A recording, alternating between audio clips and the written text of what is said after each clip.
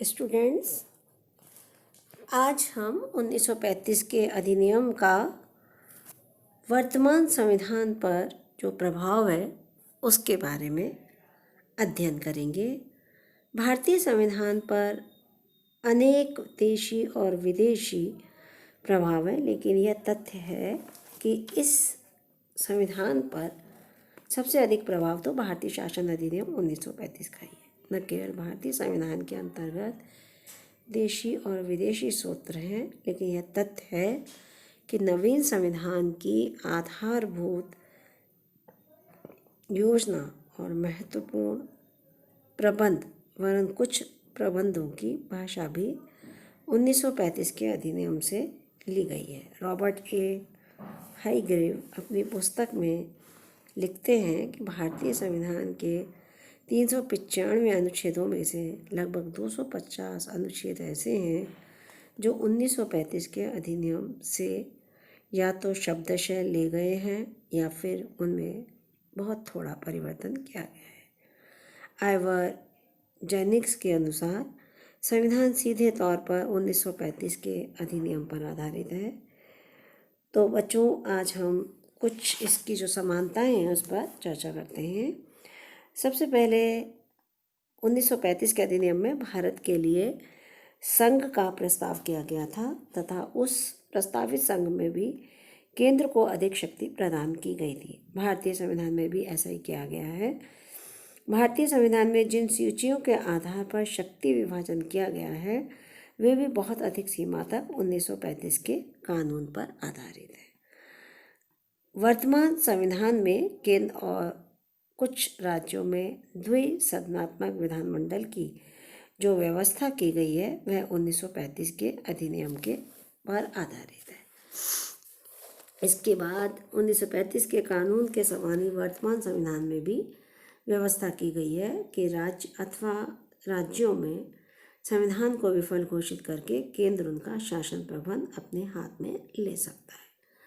वर्तमान संविधान के अंतर्गत राज्यपाल पद की जो व्यवस्था की गई है वह भी 1935 के कानून के गवर्नर के समान ही है। राष्ट्रपति द्वारा नियुक्त ये राज्यपाल भारत सरकार के नियंत्रण में रहते हुए राज्य के वैधानिक प्रधान के रूप में कार्य करते हैं। और अंतिम जो बात है वो है बेटा, वर्तमान संविधान 1935 के कानून की भांति ही एक विस्तृत वैधानिक प्रलेख है और इसमें भी केंद्रीय सरकार के कुछ अंगों के साथ साथ प्रांतीय सरकारों की व्यवस्था का भी उल्लेख किया गया है। अब बेटा, जब ये सारी चीज़ें हमारे सामने आई तो इसके बाद में इसमें क्या क्या समानता है, तो सबसे पहले हम देखते हैं भाषा संबंधी समानता। नवीन संविधान और 1935 के कानून में न केवल सैद्धांतिक और सारपूर्ण समानताएं हैं वरन भाषा और वाक्य रचना संबंधी समानताएं भी हैं। सूक्ष्म अध्ययन के आधार पर संविधान के वर्तमान अंशों में 1935 की अधिनियम की जो भाषा देखी गई है वह है सर्वप्रथम वर्तमान संविधान के अनुच्छेद 256 की भाषा, जिसमें राज्य की कार्यपालिका शक्ति का प्रयोग संघीय संसद और कार्यपालिका के निर्देश अनुसार करने की बात कही गई है। शब्दशः 1935 के कानून की 126 धारा के अनुरूप है। वर्तमान संविधान का 1951वां अनुच्छेद, जिसमें संघीय कानून और राज्य के कानून में विरोध होते की स्थिति में संघीय कानून को मान्यता देने की बात कही गई है। 1935 के कानून की धारा 107 के हूबहू नकल है। इसके बाद वर्तमान संविधान में राष्ट्रपति द्वारा संकटकाल की घोषणा से संबंधित अनुच्छेद 352 और 353 की भाषा बहुत अधिक सीमा तक 1935 के कानून की धारा 102 से मिलती है। और चौथी जो समानता है वर्तमान संविधान का अनुच्छेद 356, जिसमें राज्य में संवैधानिक यंत्र की विफलता की स्थिति के लिए व्यवस्था की गई है, 1935 के कानून की धारा 92 के समान है। वास्तव में नवीन संविधान के निर्माण और उसे अपनाए जाने के पूर्व 1935 का भारतीय शासन अधिनियम ही भारत का विधान था, क्योंकि भारतीय प्रशासन अतीत से अपना पूर्ण संबंध विच्छेद नहीं करता। अतः ब्रिटिश सरकार से प्राप्त प्रशासकीय यंत्र को जारी रखा गया और उस प्रशासकीय यंत्र से संबंधित प्रबंध 1935 के कानून से भारतीय संविधान में ले लिए गए।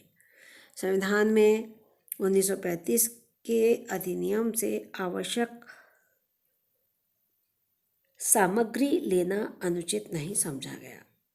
वर्तमान संविधान 1935 के कानून का वृहद संस्करण नहीं है। अब हम इस पर चर्चा करेंगे।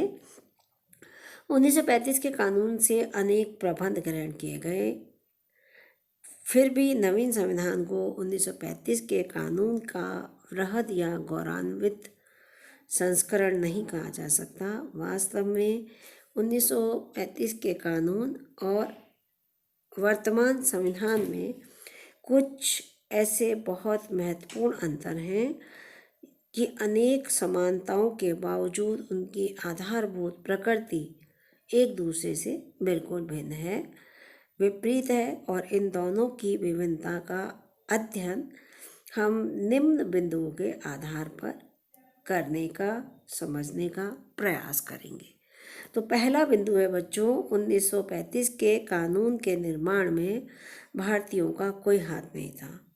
यह विदेशी शासन द्वारा भारत पर थोपा गया था, लेकिन इसके विपरीत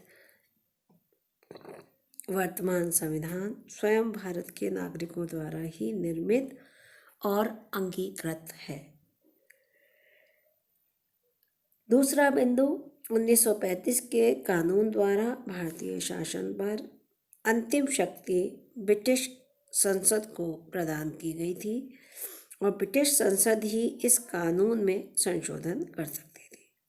किंतु अब भारतीय संसद सर्वोच्च है और वर्तमान संविधान में संशोधन का कार्य इसी के द्वारा ही किया जा सकता है।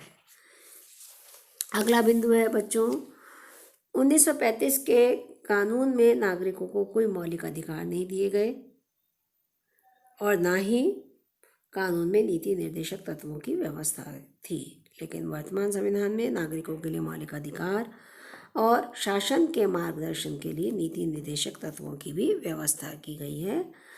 चौथा बिंदु है, 1935 का कानून सीमित मताधिकार और सांप्रदायिक निर्वाचन प्रणाली पर आधारित था, लेकिन वर्तमान संविधान में वयस्क मताधिकार और संयुक्त प्रतिनिधित्व के सिद्धांत को अपनाया गया है।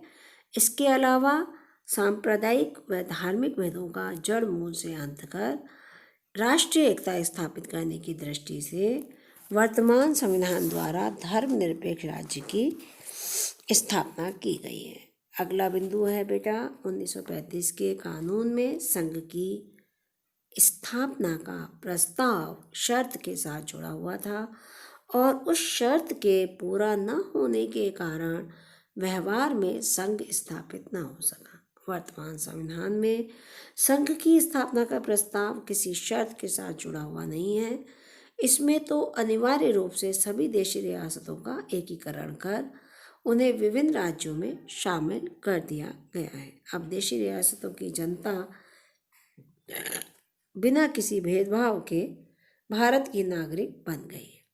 इसके बाद 1935 के कानून में अवशेष शक्तियों के विषय में निर्णायक स्थिति गवर्नर जनरल को प्रदान की गई थी। उसे ही निर्णय करना था कि किसी विशेष अवशेष शक्ति का प्रयोग केंद्र तथा अथवा प्रांत में से किसके द्वारा किया जाएगा। वर्तमान संविधान में अवशेष शक्तियां स्पष्ट रूप से केंद्रीय सरकार को प्रदान की गई हैं। और अंतिम बिंदु है, 1935 के कानून के अंतर्गत स्थापित संघीय न्यायालय देश का उच्चतम न्यायालय नहीं था और कुछ मामलों में उसके निर्णय की अपील इंग्लैंड की प्रिवी काउंसिल में की जा सकती थी, किंतु वर्तमान संविधान द्वारा स्थापित सर्वोच्च न्यायालय भारत का उच्चतम और अंतिम अपीलीय न्यायालय है। तो बेटा उपयुक्त के अतिरिक्त भी 1935 के कानून और वर्तमान संविधान में अनेक अंतर बताए जा सकते हैं। जैसे नवीन संविधान के 17वें अनुच्छेद में अस्पृश्यता का अंत कर सामाजिक समानता की स्थापना की गई।